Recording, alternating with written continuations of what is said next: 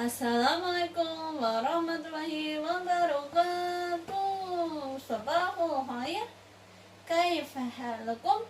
Ya, alhamdulillah begini keadaan sehat. Semoga anak kelas 1 Bani dan sahabat keadaan sehat juga ya. Tetap semangat puasanya. Ya, anak-anak salih dan salihah.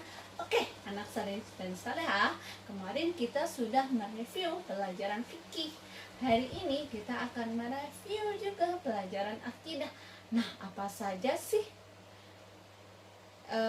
yang kita review? Yang pertama adalah tentang birrul walidain. Birrul walidain itu apa ya? Oh, ya, birrul walidain itu berbuat baik kepada orang tua. Iya, kita itu harus berbuat baik kepada orang tua selain dari perintah Allah.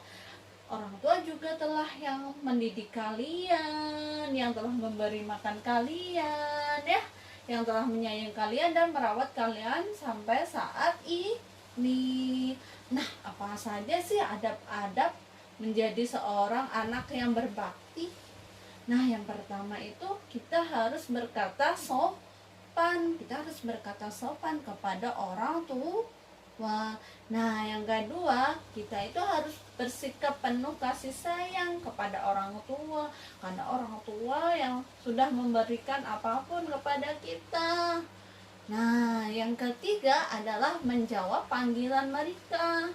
Semisal ketika kita dipanggil misalnya, Hamasa kesini nak, kita harus segera menjawabnya panggilan mereka. Kita harus jawab iya Umi sambil kita menghampiri orang tua kita. Nah, seperti itu ya anak salisan dan salihah. Nah, yang kedua adalah tentang uququl walidain. Uququl walidain itu apa? Uququl walidain itu adalah perbuatan durhaka kepada orang tua. Nah, apa saja sih perbuatan durhaka kepada orang tua? Ya, yang pertama adalah berkata ah. Siapa yang pernah berkata ah? Nah, berarti kalau kalian berkata ah, kalian juga termasuk anak yang durhaka kepada orang tua. Misalnya, ah Umi aku nggak mau Umi. Nah, itu perbuatan yang salah. Nah, kita juga tidak boleh berkata kasar, keras kepada orang tua. Nah, yang kedua adalah menyakiti hati orang tua. Kita nggak boleh menyakiti hati orang tua. Kalau kita menyakiti hati orang tua, kita akan mendapat dosa besar. Nah, yang ketiga adalah bermuka misalnya ketika kita sedang main, tiba-tiba orang tua manggil kita, kitanya pasang wajah yang masam, mata kita melotot, wajah kita cemberut. Perbuatan itu perbuatan yang salah ya anak salih dan salihah. Nah, anak salih dan salihah, kita tidak boleh berbuat durhaka kepada orang tua. Kenapa kita tidak boleh berbuat durhaka kepada orang tua? Karena kita akan mendapat dosa besar. Kemudian kita jauh dari rahmat Allah dan kita juga mendapatkan siksa neraka. Nah, maka dari itu kita tidak boleh berbuat durhaka kepada orang tua. Seperti itu ya Nesali dan Salihah.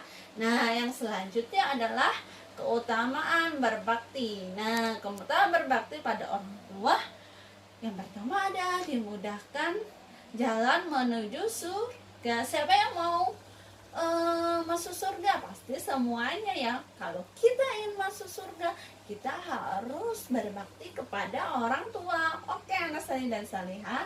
Nah, yang kedua adalah dipanjangkan umurnya dan bertambah rezekinya. Nah, jika kita berbakti kepada orang tua, maka kita akan dipanjangkan umurnya dan rezeki kita bertambah ya. Seperti itu. Siapa yang mau dipanjangkan umurnya dan bertambah rezekinya? Pasti semuanya. Nah, yang terakhir adalah mendapatkan doa terbaik ya. ketika kita berbakti kepada orang, kita akan mendapatkan doa yang terbaik. Insya Allah kalau kita berbakti kepada orang tua kita, apapun keinginan kita, insya Allah Allah kabulkan. Masya Allah ya, sungguh kota berbakti pada orang tua itu sangat luar biasa. Maka dari kita berlomba-lomba ya untuk berbakti kepada orang tua.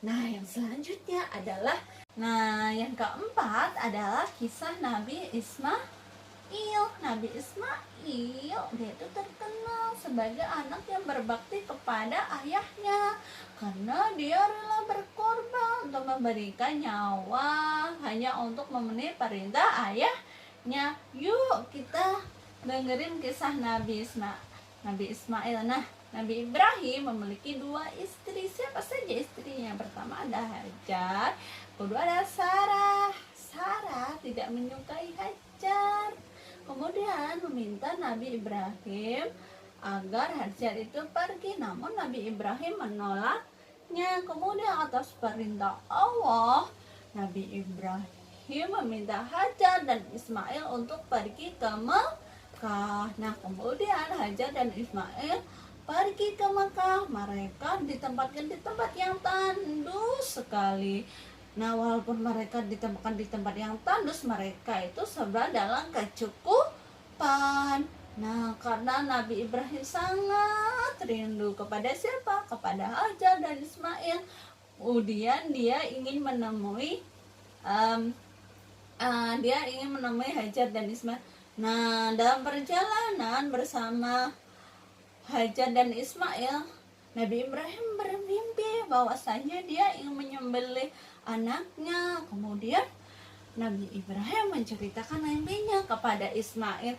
Kemudian Ismail memenuhi perintah Nabi Ibrahim. Nah, saat pedang sudah ditancapkan di kepalanya Ismail, tiba-tiba datang malaikat Jibril dan kemudian diganti dengan biri-biri. Nah, peristiwa tersebut disyariatkannya sebagai hari raya Idul Adha atau hari raya Kurban ya. Masya Allah sekali ya anak saleh dan salehah, bahwasanya Nabi Ismail rela berkorban meskipun nyawanya sendiri ya, demi orang tuanya, hanya untuk berbakti kepada orang tuanya, seperti itu ya.